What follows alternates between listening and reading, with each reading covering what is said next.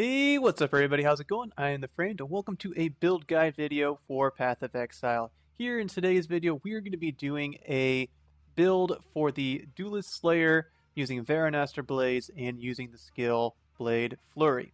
Now, Blade Flurry is a skill gem that just came out in the most recent patch, and it is a melee skill, quote-unquote melee skill, that has a lot of range and also a lot of AoE.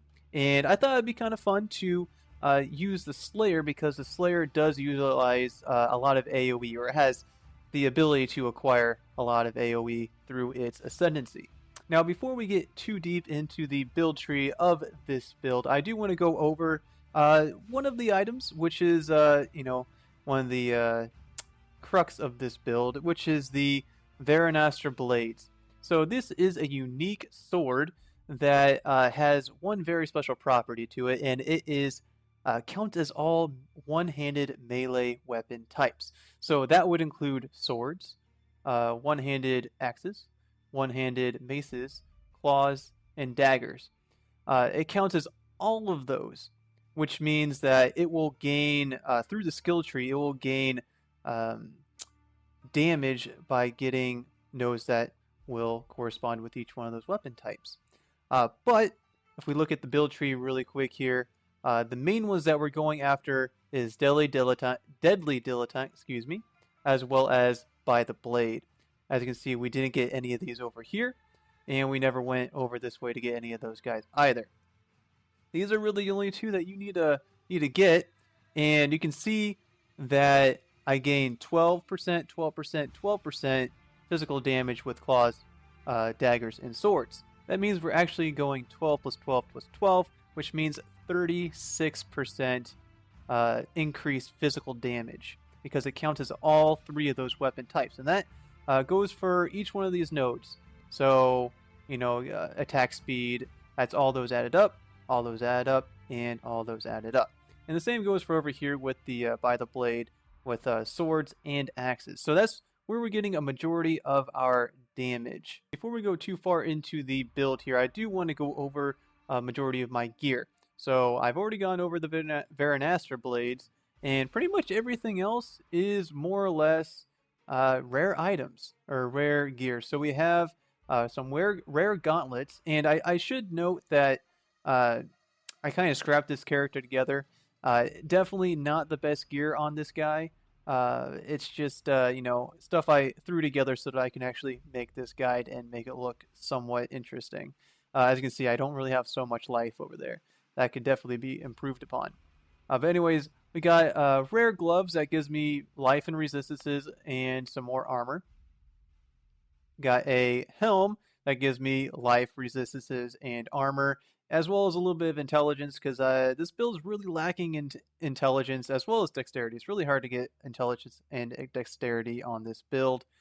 And we have a rare boots here, again, life, resists, and a little bit of move speed. Always nice to have move speed, although we are quite quick with our whirling blades, which I'll get more into our skills here in just a little bit.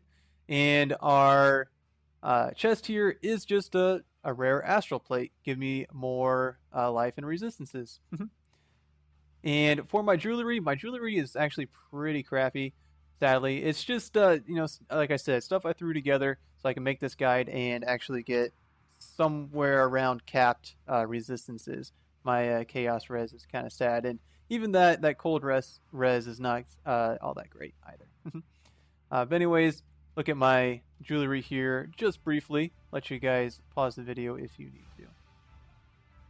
Alright, so my belt as well, again, more life and resists. Pretty straightforward.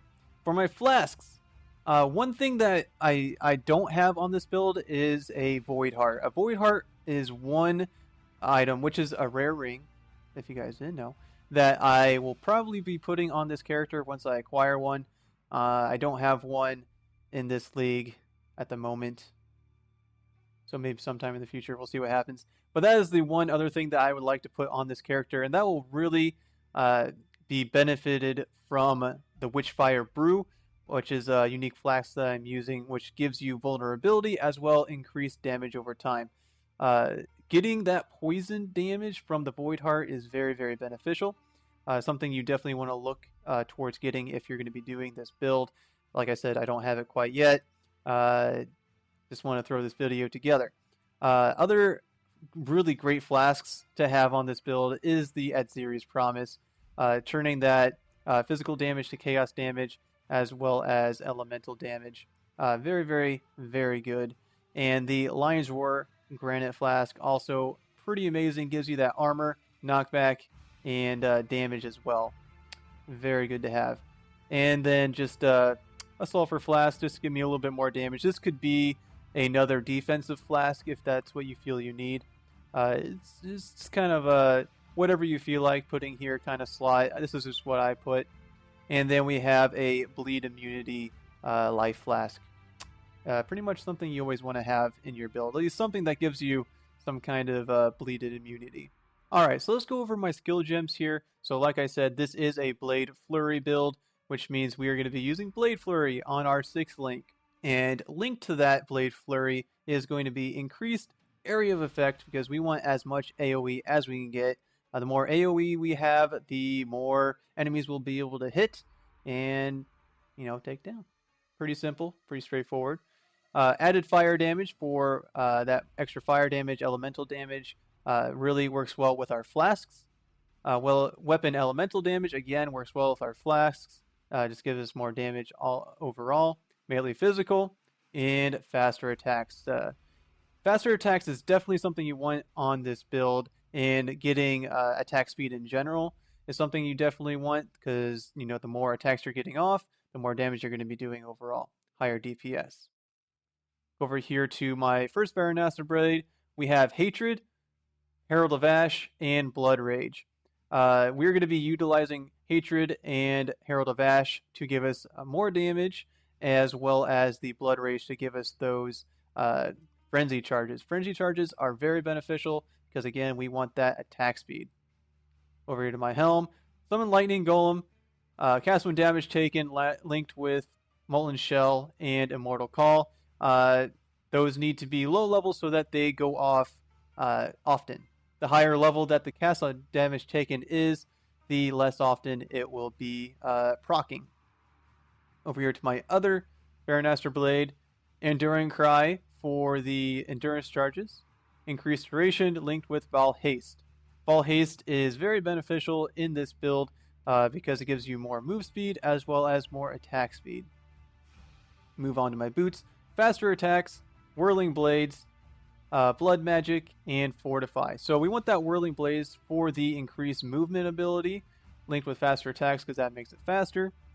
Blood Magic so that we're not using up any mana, we're using life instead, and we have a bunch of life so you don't really even notice that you're using any, as well as Fortify to give you that Fortify buff. You take less damage, reduced damage.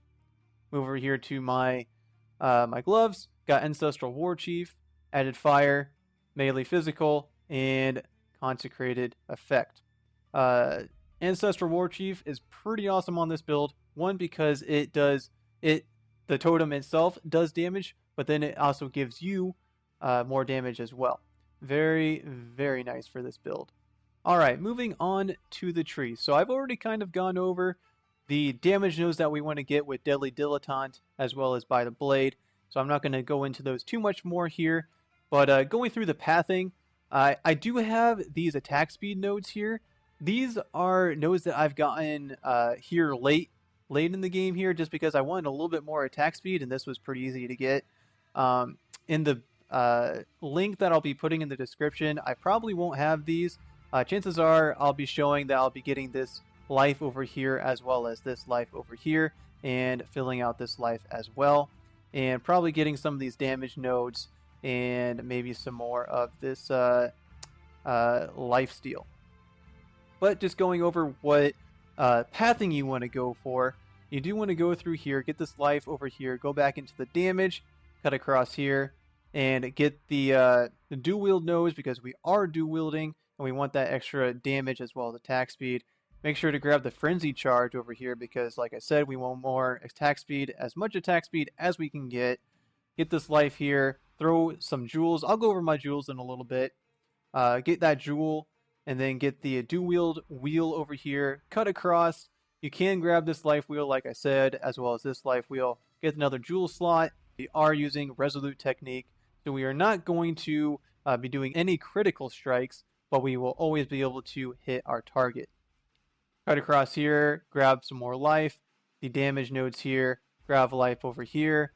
Get the by the blade, cut across, get the life, and make your way up to the AoE nodes. These are very, very beneficial. Give us even more AoE, even though we're getting quite a bit from our ascendancies here. I do only have the 3 levels of ascendancy. I don't have that Uber Lab just yet on this character. Just want to get this build out. But we do get the Culling Strike, which is really nice for this build. Taking down enemies pretty quick with that 20% Culling Strike. And we get more AoE as well as more damage and 50% reduced reflect physical damage, which is so nice because we do a lot of physical damage. And if you do come up against Phys Reflect, this comes in real handy, I'll tell you that. And then we want this Lifesteal node over here. Very beneficial. And we get that Life Leech pool, I guess you can call it, which definitely helps us out when we do take a hit. Alright, let's go over some of my jewels here. You see that I have more physical damage with one-handed weapons, and it's a claw physical damage, which again, we're using the Varunastra Blade, so that does apply to this particular sword, as well as some attack speed here. Move over to this one right here. We get more attack speed, and a little bit of damage and some mana. We don't really care about that though. Move over here to my other one.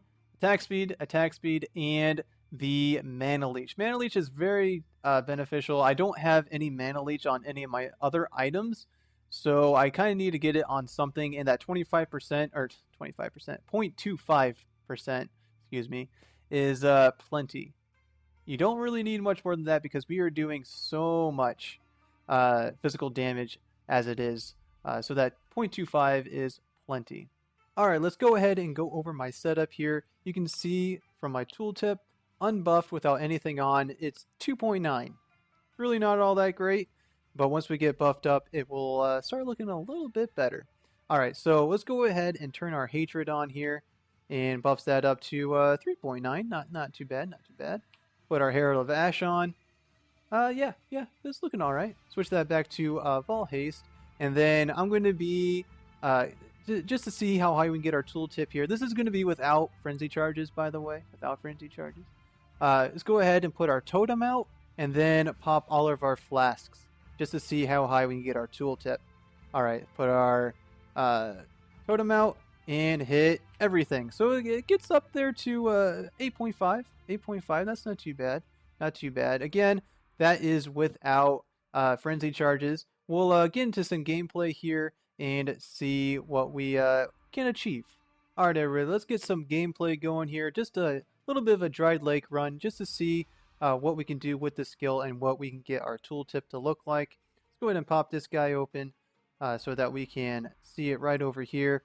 And let's go ahead and put our Blood Rage on so that we get a little bit more attack speed and we can get our Frenzy charges up. Pick that up though. Dash over this way.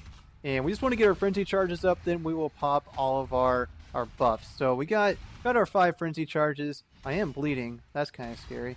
Alright, so we're going to be popping our a War Chief totem and then popping more of our flasks. So let's see what we can get here. So it gets up to about 12.2. I think I've gotten it higher than that before. Let's go ahead. Oh, I'm about to lose all my... No, I'm not. Let's see if we can get a little bit more than that. Let's pop that. 12.3. 12.3, yeah. I figured I could get a little bit higher than that. I don't know why it was a little bit low that time. So it gets up to about 12.3. Let's see if we can find Vol here and take him down really fast. Let's dash through everything here. Is he over here? He is. Alright, let's see if we can take down Vol here. Not too bad. Not too bad. Couldn't get my my War Chief totem to hit him at all. So that would have been a little bit more damage there if I would have placed him a little bit better, but he gave me the damage boost, I suppose, to myself.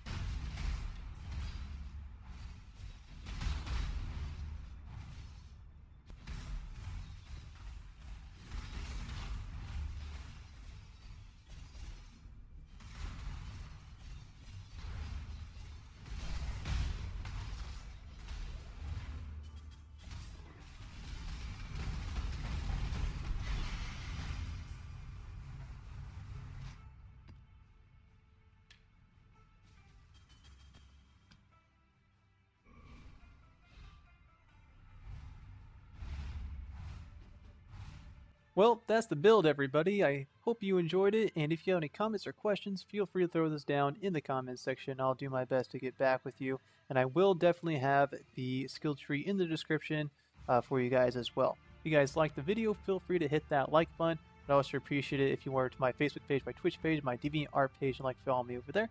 But until next time, hope you guys have a wonderful day, and I'll catch you all next time.